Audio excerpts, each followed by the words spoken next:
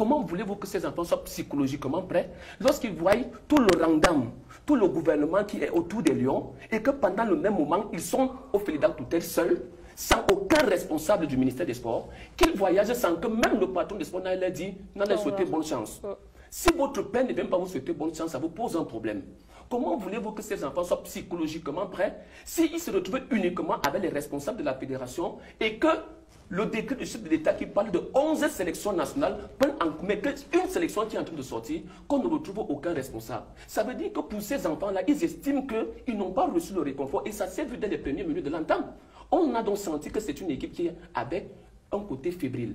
Et moi je dis, tout le monde sait, le patriarche est assis s'il connaît. Quand on parle des éléments qui boostent les enfants, ça fait partie de ça. Vous partez dans une compétition, vous avez gagné un tournoi, vous n'avez pas reçu 100 francs. Comment vous allez vous sentir sur la prochaine compétition?